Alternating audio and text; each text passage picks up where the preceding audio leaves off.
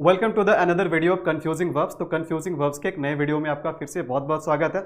तो confusing verbs के list में जो आज का हमारा वर्ब रहने वाला है यह है फाइंड वर्सेस फाउंड।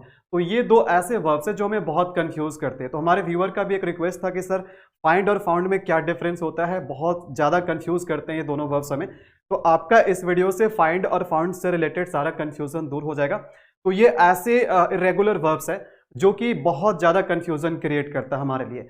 तो रेगुलर वर्ब्स और इरेगुलर वर्ब्स क्या होते हैं? रेगुलर वर्ब्स हम वैसे वर्ब्स को कहते हैं जिसका पास्ट टेंस और पास्ट पार्टिसिपल टेंस जो होता है हम ईडी लगा करके बनाते हैं। मतलब जिसका V2 और V3 क्या होता है, ईडी लगाने से बन जाता है। फॉर एग्जांपल अगर मैं प्ले की बात करूं तो प्ले एक रेगुलर वर्ब है। तो ये हमारा V1 है यानी कि प्रेजेंट फॉर्म है। इसका अगर पास्ट फॉर्म बनाए तो हम क्या करते हैं, ईडी लगा देते हैं। हम यहाँ पर ईडी लगा देते हैं, इसका V2 यानी पास्ट फॉर्म बन जाता है। और इसका अगर हम V3 यानी कि पास्ट पार्टिसिपल फॉर्म की बात करें तो ये भी क्या होता है, ईडी लगाने से बन जाता है। ये भी ईडी लगाने से बन जाता है। तो ये जो है जिस वर्ब का V2 और V3 ईडी लगाने से बनता है, मतलब जिसका पास्ट फॉर्म और पास्ट पार्टिसिपल फॉर्म ईडी लगाने से बन जाता है, वैसे वर्ब्स को हम रेगुलर वर्ब्स कहते हैं। लेकिन कुछ वर्ब्स ऐसे होते हैं जिसका पास्ट और पास्ट पार्टिसिपल फॉर्म ईडी लगाने से नहीं बनता है। उसका पास्ट और पास्ट पार्टिसिपल जो फॉर्म होता है वो डिफरेंट टाइप के फॉर्म्स होते हैं, अपना अलग अलग फॉर्म्स होता है। इसलिए ऐसे इरेगुलर वर्ब्स के डिफरेंट फॉर्म्स के बारे में हमें जानकारी होनी चाहिए।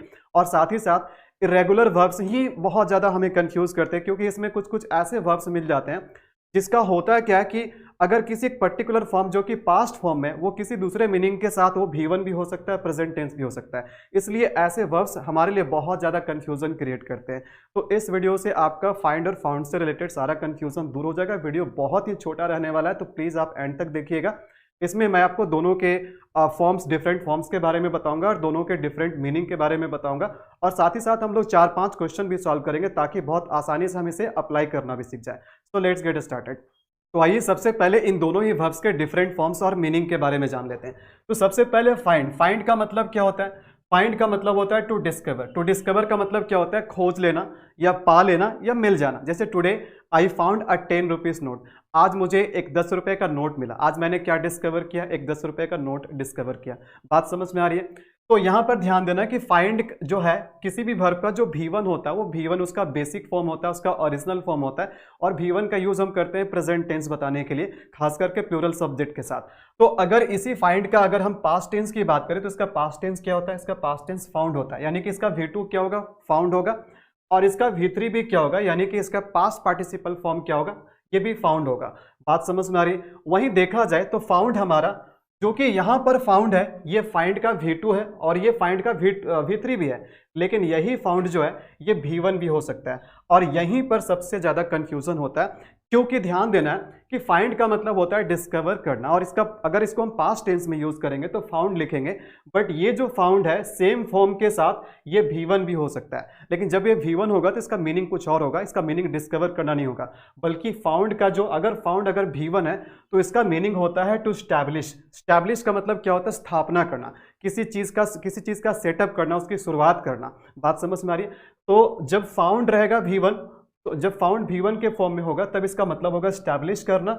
लेकिन यहां पर जो फाइंड है इसका पास्ट फॉर्म फाउंड हो सकता है। तो बात आपको समझ में आ रही है? तो यहां पर फाइंड का हमने देखा कि V2 क्या होता है? फाउंड होता है, और V3 भी फाउंड होता है। लेकिन अगर फाउंड हमारा V1 है, अगर फाउंड हमारा यहां पर जो है ये V1 है, तो इसका पास्ट टेंस क्या होगा? इसका पास्ट टेंस यानी कि इसका जो V2 होगा ये फाउंडेड होगा, और इसका V3 भी जो होगा ये फाउंडेड ही होगा। तो इस बात को बिल्कुल आपको ध्यान रखना है कि ये जो पास्ट फॉर्म है ये आपका V1 भी हो सकता है दूसरे मीनिंग के साथ। ये बात आपको क्लियर समझ में आ गया? तो फाइंड का सिंपल मतलब क्या हो गया? डिस्कवर करना। और फाउंड का मतलब क्या हो गया? स्टैब्लिश करना। तो आइए क्वेश्चन के फॉर्म में कुछ एग्जांपल्स लेते हैं ताकि आपको बहुत आसानी से समझ में आ जाए कि इन दोनों ही वर्ब्स के फॉर्म्स को हमें कब कैसे यूज करना है और किस तरीके से सेंटेंस में हमें अप्लाई करना है। तो सबसे पहला देखो क्वेश्चन क्या है, ही डैश द लॉस्ट की। सेंटेंस का मतलब क्या हो रहा है? सेंटेंस का मतलब हो रहा है कि उसे खोया हुआ चाबी मिल गया, मतलब ही फाउंड द लॉस्ट की। सेंटेंस का मतलब क्या जा रहा है? सेंटेंस का मतलब जा रहा है कि जो चाबी उसने खो दिया था वह उसे मिल गया है। और ये कब हुई घटना? ये पास्ट में हुई। तो यहाँ पर डिस्कवर करना का सेंस बन रहा है और हमें क्या चाहिए? पास्ट फॉर्म चाहिए। तो डिस्कवर करना का सेंस में पास्ट फॉर्म क्या होता है? तो ये ऑप्शन बी हो जाएगा, फाउंड। तो यहाँ पर क्या करना पड़ेगा? ही फाउंड द लॉस्ट की। बात समझ में आ रही? चलिए एक और क्वेश्चन देखते हैं। यहाँ ध्यान देना, the university was dash in 1975। अब देखो यूनिवर्सिटी मिल नहीं गया, यूनिवर्सिटी को डिस्कवर नहीं किया, बल्कि यूनिवर्सिटी को स्टैब्लिश किया गया। ये जो यूनिवर्सिटी है ना, इसकी स्थापना कब हुई? 1975 में इसकी स्थापना हुई। तो यहाँ पर स्टैब्लिश करना का सेंस बन रहा है। और 1975 क्या है? ये पास्ट का टाइम है। ये कैसा टाइम है? ये पास्ट का टाइम है। तो यहाँ पर स्टैब्लिश करने का सेंस बन रहा है और हमें क्या चाहिए? इसका पास्ट फॉर्म चाहिए। तो करेक्ट आंसर क्या होगा? फाइंड तो बिल्कुल भी नहीं होगा, फाउंड भी नहीं होगा, क्योंकि हमें पास्ट फॉर्म चाहिए। अगर स्टैब्लिश करना भी मीनिंग आ रहा है तो हमें पास्ट फॉर्म चाहिए, और स्टैब्लिश करने के सेंस में जो उसका पास्ट फॉर्म होता है ये फाउंडेड होता है। तो यहाँ पर ऑप्शन सी हमारा करेक्ट आंसर हो जाएगा। यहाँ पर the university was founded, the university was founded in 1975। Let's take one more example. She dash a rare coin yesterday. अब देखो कल जो है ना, उसे एक कॉइन मिल गया। कैसा कॉइन मिला? एक रेयर कॉइन मिला, एक दुर्लभ कॉइन मिला, ठीक है। तो यहाँ पर मिलना का क्या सेंस बन रहा है? मिलना का सेंस बन गया डिस्कवर करना, वही फाइंड का सेंस बन रहा है। और यस्टरडे लिखा हुआ मतलब क्या हो गया? पास्ट टेंस में बात कर रही है। तो यहाँ पर क्या हो जाएगा? फाइंड्स तो बिल्कुल भी नहीं होगा, क्योंकि फाइंड्स का यूज हम करते हैं प्रेजेंट टेंस में, बट यहाँ पर यस्टरडे लगा हुआ है तो हमें पास्ट फॉर्म चाहिए। और फाउंडेड पास्ट फॉर्म है, बट ये स्टैब्लिश करने का जो मीनिंग होता है उसका पास्ट फॉर्म है, तो ये भी नहीं होगा। करेक्ट आंसर क्या हो जाएगा? ये हो जाएगा option B, she found a rare coin yesterday. She found a rare coin yesterday. बात समझ में आ रही है? तो यहाँ पर क्वेश्चन है, they will dash a new company next year. तो इसका मतलब क्या हो गया? अगले साल वे लोग एक नया कंपनी का सेटअप करेंगे, एक नया कंपनी को स्टैब्लिश करेंगे, शुरू करेंगे। यहाँ पर ऐसा मीनिंग नहीं हो रहा है कि नया कंपनी को वे लोग डिस्कवर कर लेंगे, ऐसा सेंस नहीं बन रहा है। यहाँ सेंस बन रहा है कैसा? स्टैब्लिश करने का। तो यहाँ पर ध्यान देना, करेक्ट आंसर क्या होगा? क्योंकि यहाँ पर फ्यूचर की बात हो रही है और यहाँ पर विल क्या? एक मॉडल वर्ब है, और मॉडल वर्ब के बाद वर्ब का जो भी फॉर्म होगा V1 के फॉर्म में होना चाहिए। तो यहाँ पर हमें चाहिए स्टैब्लिश करने के सेंस में और V1 चाहिए। तो स्टैब्लिश करने के सेंस में V1 क्या होता है? फाउंड होता है। तो यहाँ पर ऑप्शन बी करेक्ट आंसर हो जाएगा। यहाँ पर क्या हो जाएगा? They will found a new company next year. तो ये फाउंड वर्ड से ही फाउंडर बना है। आपने फाउंडर वर्ड सुना होगा कि इस कंपनी का फाउंडर कौन है, इस ऑर्गेनाइजेशन का फाउंडर कौन है। तो ये फाउंड से, क्योंकि फाउंड का मतलब ही होता है स्टैब्लिश करना, और जो उसको स्टैब्लिश करता है उस व्यक्ति को क्या बोलते हैं? फाउंडर बोलते हैं। तो ये फाउंडर वर्ड भी यहीं से बना है। बात आपको समझ में आ रही? तो ये क्वेश्चन आपके लिए, इस क्वेश्चन का करेक्ट आंसर आप नीचे कमेंट में लिखकर हमें बताएंगे।